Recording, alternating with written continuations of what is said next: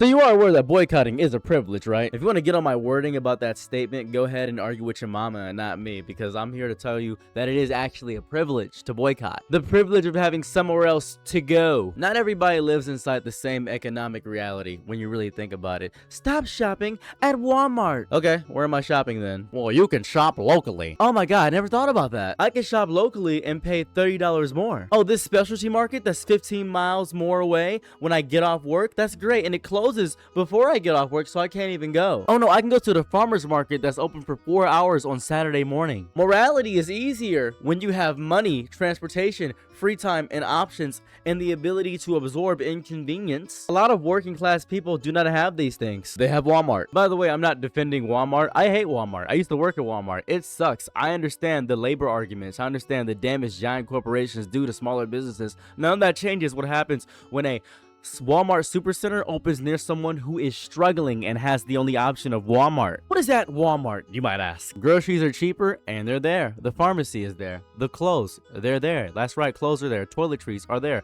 School supplies, they exist all around there. That's awesome. That's cool. Love to see some school supplies there. I gotta go back to school. Gotta pick up my kid and son. That's gonna be actually amazing. You can pick up dinner, dog food. You can get detergent, cold medicine, all in one trip, all at the same time. Sometimes it stays open later than everything else around it because other people can't keep their local businesses up till 12 at night.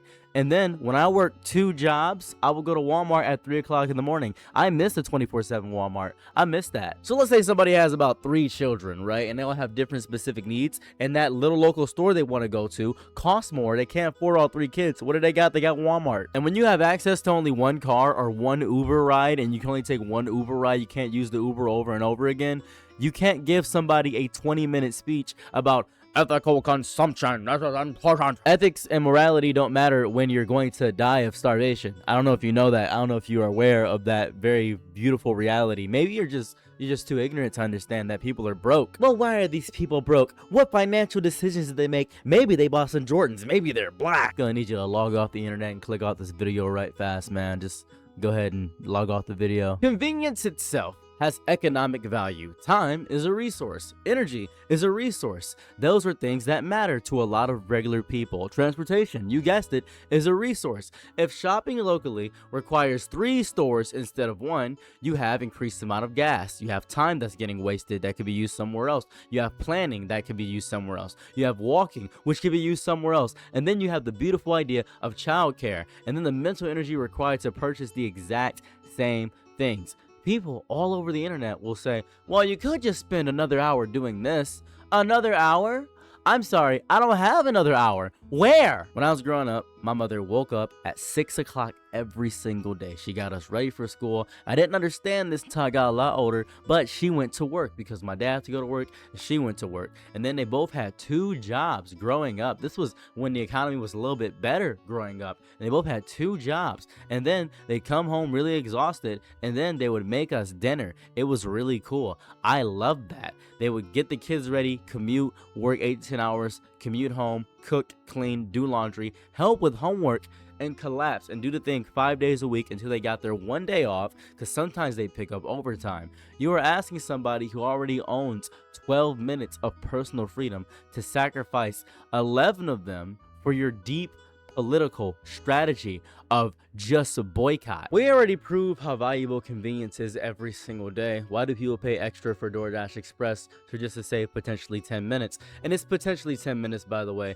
because Express does not make things go faster. You don't know that, did you? You probably didn't know that Express option on DoorDash doesn't make your order get there faster. It just doesn't make you in a batch order. Usually what happens is that DoorDash sends batch orders to its drivers. This is something explained to us when we become a DoorDash driver. We get batch orders. So when you get the Express option, it just makes sure you get a priority option. That's it. It does not force the restaurant to finish your cooking faster. It does not guarantee your order reaches you dramatically sooner. It doesn't do that. A huge part of what you are purchasing is simply DoorDash agreeing, right, not to batch the order with another DoorDash delivery. You are literally paying money for the possibility of avoiding an inconvenience. That is how valuable 10 minutes is to most people. We will hand a corporation extra money just for the chance The chance that our fries spend slightly less time traveling around town, that is what you're paying for. You are paying for exactly that. I'm not shaming you, by the way. That is my point. This is the point of my entire argument. That's the crutch of my pitch.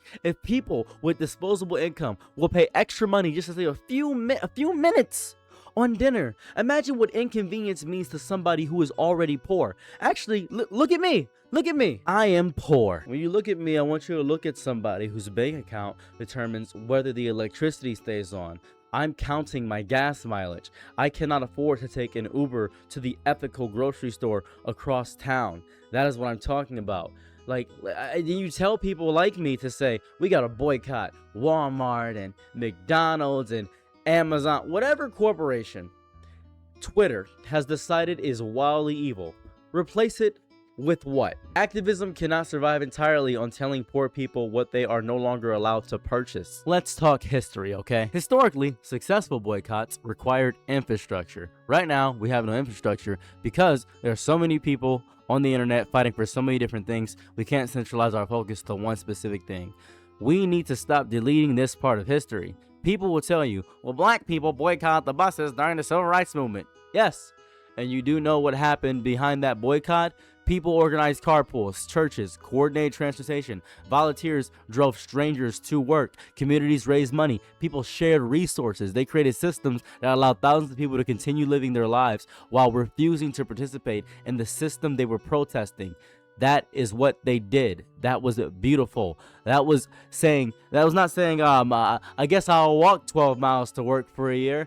There was an organization underneath all the entirety of the sacrifice. That's the sole reason I have a Patreon, dude, because I need money and crowdfunding from help from you guys. That's very important for me. By the way, if you want to follow the Patreon, that'd be lovely and great. We got 200 members, I believe, right now. It'd be sick if I could get to 1,000 members. Trying to get to 1,000 members, that'd be awesome. That is what we mean when we say mutual aid. So mutual aid is the missing half of the modern boycott culture. You cannot constantly demand sacrifice from people who are providing for their entire families and then offering nothing as a safeguard for these people. You have to help these people as well. If you want a neighborhood to stop shopping at Walmart, then help create a corporate exclusive. Oh my God, I'm trying to think of the words. Help create a cooperative grocery store. Help subsidize food from local markets. Create transportation networks. Organize community buying programs. Build food pantries that have dignity and consistency all at once. Help local businesses lower prices by purchasing collectively. If you want people to stop eating at McDonald's, then make inexpensive prepared meals available somewhere else. The answer cannot permanently be just spend more money and work harder. Don't do that's insane. It's an insane thing to say to somebody who doesn't have those things. I don't like how social media has turned this privilege, the boycotting experience, modern activism, into an extremely individualistic just spectacle. Well, you bought this brand, you ordered from this app, you ate at this restaurant, therefore you personally failed the movement. It's not even a movement. By the way, you don't have a movement. You have no alternative. This is not a movement. If there's no alternative, I don't consider you a real movement. There's no alternative, no transportation, no food network, no emergency fund, no childcare, no cooperative, no co-op at all, no community pantry, no replacement whatsoever. Then everybody acts shocked when normal people eventually return to whatever company made their lives cheaper and faster and easier. You cannot shame people into sustaining a lifestyle that their material conditions cannot support. So when I say boycotting is a privilege, what I mean is that choice requires resources. The strongest boycott movement is not the one where everybody proves how morally pure they are by suffering individually. The strongest boycott movement makes participation possible for the person with the least money, the least free time, the fewest options. Stop asking why won't poor people stop buying from this corporation? Start asking, what have we built so they don't need to buy from this corporation anymore? Because until you can answer that question, you do not have a movement. You have a request for sacrifice, and somehow the people being asked to sacrifice the most are always the people who already have the least. You're aware of that? You ever see that before? It's weird. Isn't that weird? Well, anyways, thank you guys so much for checking out my video. I appreciate that deeply. And if you guys want to support me on Patreon, it is in the top comment below. Thank you guys so much for considering. Well, I've been me, and I'm out. Peace. Bye.